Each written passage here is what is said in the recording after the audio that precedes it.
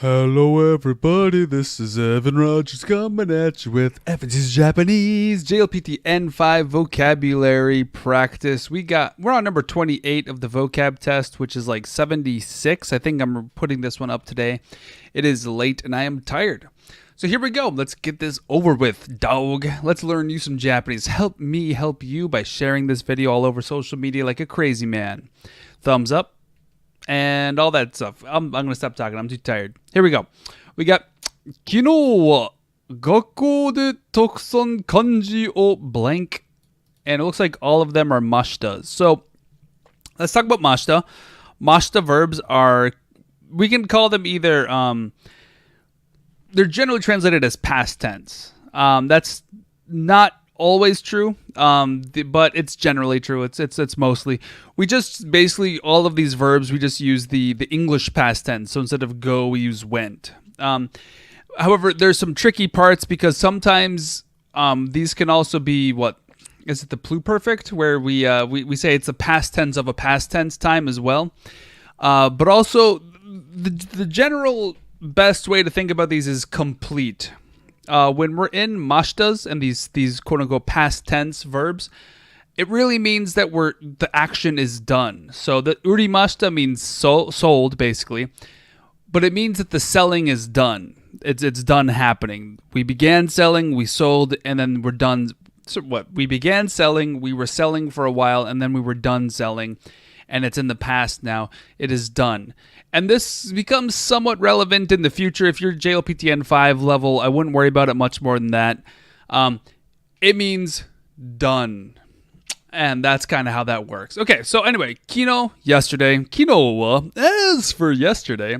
So the wa particle once again operates by saying, as for the thing before it, what comes after it is what we focus on. So the word kino is important because all of these are mashtas, but it's only important to the point that, we're only talking about yesterday. So maybe today he did something else. Okay, so there we go. Gakko, school. De, that's probably location. I doubt that we use the school to perform a task. Like, I use in my school to eat Cheerios. So this is probably the location. So Gakko de, so at school, takusan kanji o, takusan is plenty, many, a lot. So that's not somebody's name. His name isn't Tucson. He's not the guitarist for the Bees. Bees, B''Z is a Japanese band. They're pretty good. And kanji is kanji, like those things you have to memorize that are annoying. Kanji o, so that's the object of the verb. So we have a verb that's going to be acting upon kanji. And notice there's no subject here. Kino isn't really the subject of the sentence. That's not the one that's doing the verb. It's not like yesterday went out and held some kanji. Kino is just what we're focusing on. If you notice, there's no subject listed. And if there were a subject mentioned, it would go between the wa and the de, most likely. Generally, that's where it would go. Generally. Japanese isn't as fickle about where we put our words as English is. So let's check out so basically we have yesterday. Most likely we're talking about the person who's speaking is most likely talking about themselves. Gakko de, at school. Takusan kanji, many kanji o verb shimashita. Or we got urimashita. This is the verb for to sell. Urimas. It is a group one verb. Urimas, uru. I don't think for N5 we need to know your plain forms, but if you do, it would be uru. It's a group one. I don't know how you would. I guess maybe you're selling kanji at a school. That doesn't make any sense. Yesterday I was selling my kanji.